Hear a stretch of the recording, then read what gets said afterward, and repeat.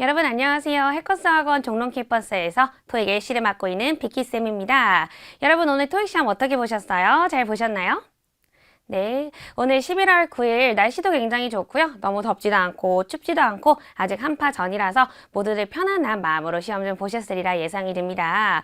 고사장 안에 햇빛이 드는 데는 조금 더웠다는 의견도 있었고요. 햇빛이 안 들면 좀 추워요 하셨던 분들도 계셨는데 전체적으로 우리 시험장 분위기는 꽤 괜찮았던 것 같거든요. 저희 오늘 바로 토익 총평 시작해 보도록 하겠습니다. 우리 파트 1으로 들어가기 전에 해커스 홈페이지 소개 하나 드릴게요.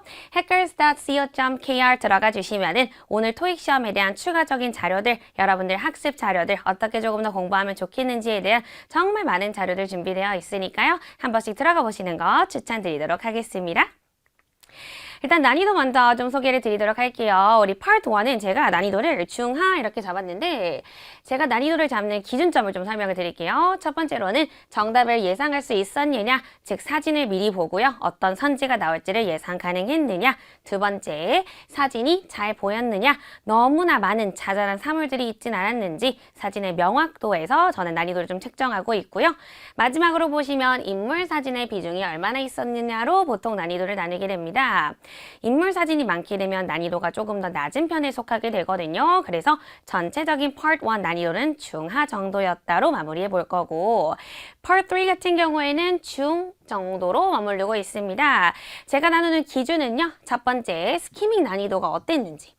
즉 선지나 문제에서 어려운 단어는 없었는지, 두 번째, 음원 내용 자체는 어땠는지, 마지막, 정답이 출제되는 타이밍이 너무 붙어있진 않았는지, 까다롭진 않았는지에 대한 포인트를 좀 잡고 있는데요. 이번 Part 3는 특이하게도 paraphrasing이 많이 출제가 되진 않았습니다. 그래서 상대적으로 조금 더 평이한 난이도다라고 평가를 하고 있고요. 여러분들한테 말씀드리고 싶은 포인트는 뭐냐면 여러분들이 말씀하시는 논란 포인트들 있죠. 이게 도대체 왜 정답이야 했었던 그런 포인트들이 사실은 우리 토익의 평가 기준이 될 수도 있다는 걸 꼭 기억해 주시면서 이 문제는 별로야 라고 생각하시기보다는 앞으로 내가 공부를 어떻게 해야 되는지를 조금 더 생각해보는 계기가 됐으면 좋겠습니다. 우리 Part 1 한번 들어가 볼 텐데요. 가장 중요했던 부분만 설명을 좀 드릴게요. 인물 사진의 비중이 굉장히 높았습니다. 6문제 중에 인물이 나오는 사진 5개, 그 다음에 사물만 있던 사진 단 1개밖에 출제가 되진 않았는데요. 그렇기 때문에 여러분들이 인물 사진을 보실 때 꼭 먼저 보셔야 되는 포인트를 잘 기억해 두셨어야만 합니다. 첫 번째로 인물의 손이죠. 이 손은 대부분 동작을 묘사하고 있기 때문에 인물의 손만 미리 파악을 좀 해두셔도 문제 풀기가 굉장히 평이해집니다. 두 번째 포인트는요. 인물의 자세나 위치거든요. 이 친구 지금 앉아있는지 서 있는지 또는 어디에 있는지 주변 물건은 뭐가 있는지 이런 것들.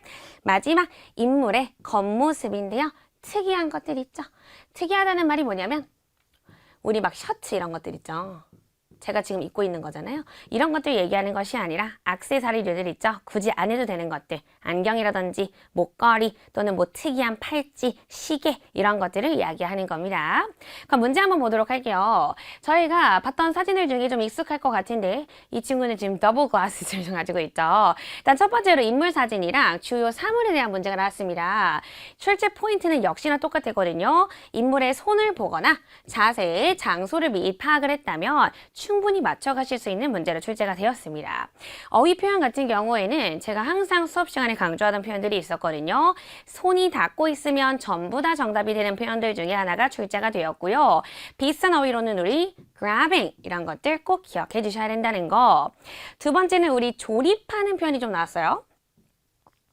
손으로 사용하는 표현이기는 한데요. 뭔가 조금 더 정교하게 하는 표현이 나왔었는데 이 친구를 building이라고도 많이 표현을 하죠. 뭔가 만들고 있어, making, building 이런 식의 표현들 잘 기억해 주시고 마지막으로 입장이나 퇴장하는 표현 이거 우리 수업 시간에 엄청 많이 했었거든요.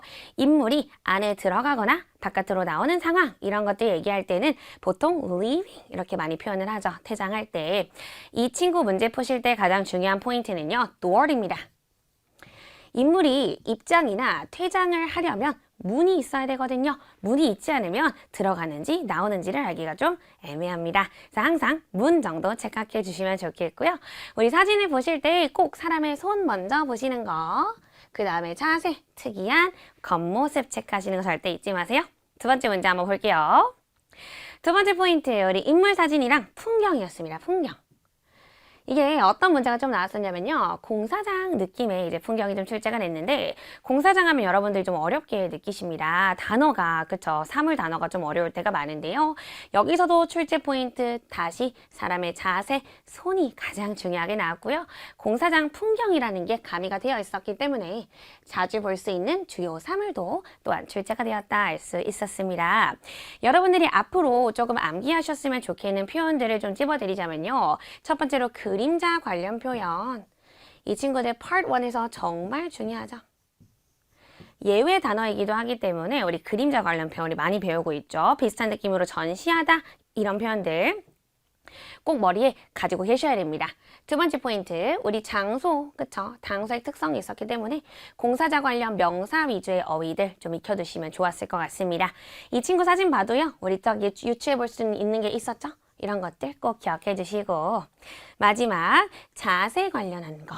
자세는 서 있어, 앉아 있어 너무 쉽잖아요. 앞으로 구부리고 있어, 밴딩 이런 것들 잘 기억해 주시고, 보통은 여러분 밴딩 앞으로 이제 숙이지 뒤로 이제 막 숙이진 않잖아요. 그래서 앞으로 앞에 있는 거 잘 기억해 주시면 좋았을 것 같습니다. 다음 문제 한번 가볼까요? 우리 마지막으로 여러 인물이 나왔고요. 풍경이 나왔었어요. 여러 인물 사진 플러스 풍경인데 제가 사진은 사람이 없는 걸로 좀 가지고 왔죠. 출제 포인트 먼저 한번 볼게요. 사람이 들어있는 사진이었지만 사물도 파악하는 게 중요했던 게 이 문제의 출제 포인트이자 이번 파트 1에서 가장 까다로운 문제에 속하게 됩니다. 우리가 보통 인물 사진이 있으면 인물만 많이 보고 있잖아요. 특히 여러 인물이 있으면 여러 인물 진짜 많이 볼 수밖에 없어요. 근데 여기서는 반대로 좀 반전적으로 주요 사물을 보지 않았으면 문제 풀기가 조금 어려우실 수 있었거든요. 포인트 한번 볼까요? 우리 사진에서 나와 있다시피 얘는 뭐 넝쿨, 식물 이런 느낌이죠. tree, plant 이런 친구들을 굉장히 다양하게 표현할 수가 있습니다. 잘 모르시는 단어들 꼭 체크해 주시고요. 첫 번째로 shrub, 관목이라는 뜻이 되겠고, 두 번째 vine, 이 친구를 vine이라고 불러요. 넝쿨처럼 얽혀있는 것들, 벽을 타고 올라가는 친구들. 마지막 sapling, 묘목이라고 하죠. 어린 나무들, baby tree 생각해 주시면 됩니다. 이제 plant랑 tree를 조금 넓은 범위로 포함하는 단어들이 굉장히 많습니다. 그래서 대표적인 것들 한번 보셨고요. 이 외에도 여러분들 학습하시면 굉장히 도움이 많이 될 거예요. 자주 나오는 사진이기 때문에. 풍경 같은 경우에는 사실 진짜 식물을 빼놓을 수가 없습니다. 그래서 이런 단어들을 잘 익혀두시면 도움이 많이 될 거예요.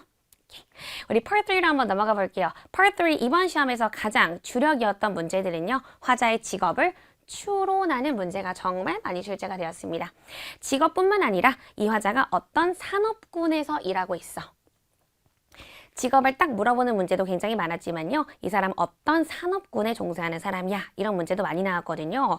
우리 수업 시간에 했다시피 장소나 직업의 문제가 나올 때는 대부분 추론 형태로 간접적으로 던져주죠. 그래서 여러분들이 관련 어휘를 많이 알고 있으셔야지만 문제를 좀 풀어낼 수 있었습니다. 이 친구들이 어려운 표현은요, 포인트는요, 보통 첫 문제에 많이 출제가 되죠. 그래서 앞에 타이밍을 놓치게 되면 조금 밀리거나 우리가 멘붕이 올 수 있는 그런 문제들이기 때문에 주의하시는 게 좋겠습니다. 두 번째 포인트 한번 가보시면 문제를 조금 대충 읽으셨으면 아마 많이 틀리셨을 거예요. 왜냐하면 선지에 답이 없었거든요. Part 3가 이번 시험에서 paraphrasing 많이 안 됐다라고 초반에 좀 말씀을 드렸죠. 그게 무슨 의미냐면 여러분들이 문제를 제대로 읽지 않으면 선지에 답이 없을 거라는 뜻입니다. 즉 문제가 묻는 답을 던져줘야 되는데 여러분들이 들은 것만 선지에서 막 계속 보고 계신다면 아마 답이 없네? 이런 상황이 있었을 겁니다. 그래서 이번 시험은 특히 문제 스키밍을 잘 하셨던 게 중요한 포인트로 작용을 했겠고요. 마지막 포인트, 시각자료죠. 우리 시각자료 우습게 보시는 분도 많았어요. 왜냐하면 보통 되게 쉽게 나오거든요.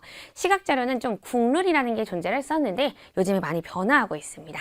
시각자료 방심하지 않는 것까지 세 가지 기억해 보시면서 문제 한번 보도록 할게요. 첫 번째로 저희 보고 싶은 거 직업 추론했던 문제랑요. 플러스 인용어구. 우리 제일 어려워하는 문제잖아요. 그쵸? Part 3 자체가 많이 어렵지 않았기 때문에 어려운 문제 위주로 좀 풀이 도와드릴게요. 핵심 내용 말씀드리자면 화자가 문제 제기를 합니다. 문제 제기를 할 때 두 가지 패턴으로 나올 수 있거든요. 그냥 답변만 해주거나 아니면 해결책을 줄 때도 있어요. 그 다음에 마무리, 다음 행동까지 문제가 보통 이어지게 됐는데 첫 번째 포인트로 직업 추론하는 문제에서는 우리 공사 관련 명사 어휘 학습 굉장히 중요했습니다. 이거 조금 전에 파트 1에서도 똑같이 나왔었잖아요. 그쵸? 공사 관련 어휘가 자주 출제되는 추세다 정도 생각해 주시고요. 문제점은 대부분 돈이에요, 돈. 회사 생활에서 여러분 문제가 뭐가 있겠어요? 다 돈입니다. 그래서 돈이 문제가 있었구나. 이게 중요한 게 아니라요. 문제점을 답변해주는 포인트에서 인용어구가 출제가 됐었죠. 문제점에 대한 답변만 해주지 해결책은 주지 않았다. 이게 중요한 포인트였어요. 인용어구에서 expert, 전문가 얘기를 좀 했거든요.